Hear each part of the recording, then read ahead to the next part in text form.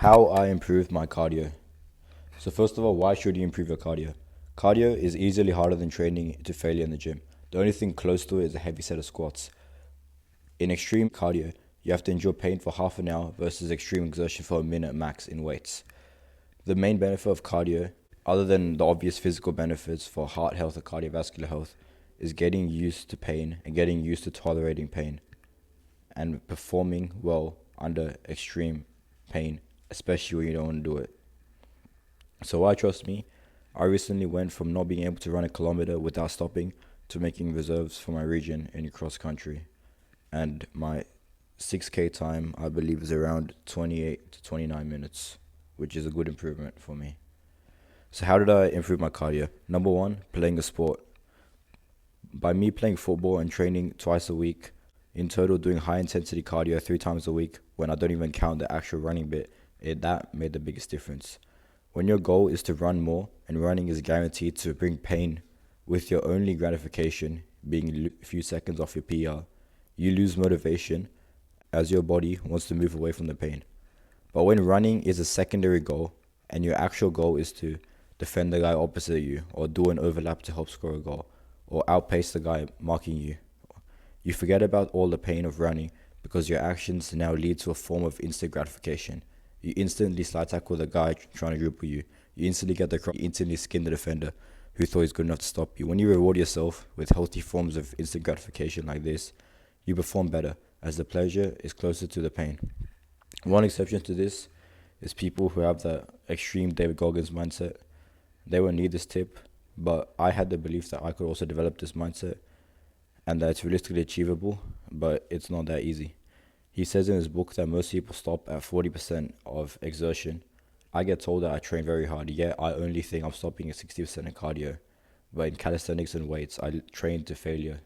So I believe I'm training to 90 or 100% in that field.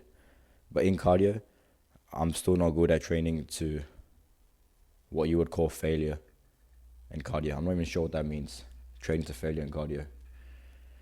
But not everyone, including me, can just decide to have a Goggins mindset because it's simply just hard.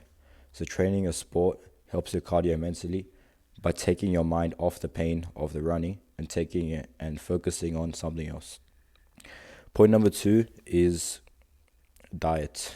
I talked about this in my other videos, but eating a 100% clean diet for most days of the month made running feel easier for some reason. I've noticed that whenever I eat carbs before running, it really slows me down and doesn't make me feel light, it makes me feel heavy on my feet for some reason. I reintroduced foods like bread again after cross country, and running feels way more difficult now. But that could also be my next reason, which is don't have breaks longer than 3 or 4 days between runs. I haven't done a long run for around 2 or 3 weeks, and my cardio has dropped like pretty decently. I'm trying to fix that up by doing a 400 meter like fast jog every day just to get repetitions in. But me not running a 5K for almost a month now has significantly dropped my long distance running performance. My next tip is this is for training for race performance. After you go for a run, write down what stopped you from running further. If it was your heart and lungs, then maybe adopt a new breathing pattern, or you might have to just be patient. If it was muscular endurance or muscular pain, such as for me, it used to be the tibia, it used to be the front of my shin, and it was also the soleus, so the bottom of the calf. The way you fix this muscular pain is 1, a longer, harder warm-up. I was actually tired during this warm-up, instead of just sweating a bit in a hoodie. And then point number 2 is strengthening exercises.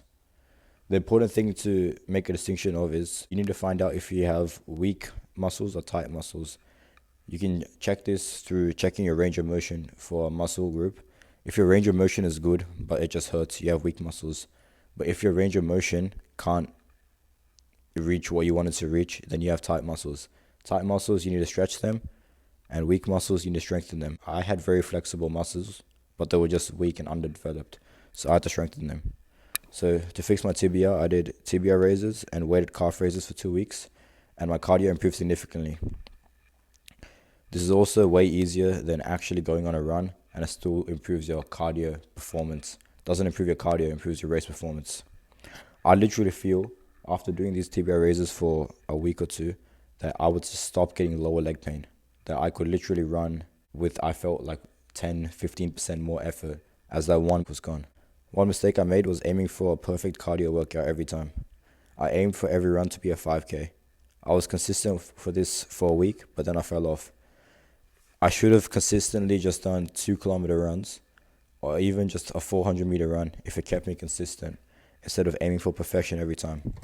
This is something that I applied to my calisthenics training as well, where instead of having a perfect training session, let's say 4 days a week or 3 days a week more realistically, I'll just train to around an 80% level 7 days a week, where I just do 3 sets of pull-ups and 3 sets of dips as my baseline for 7 days a week.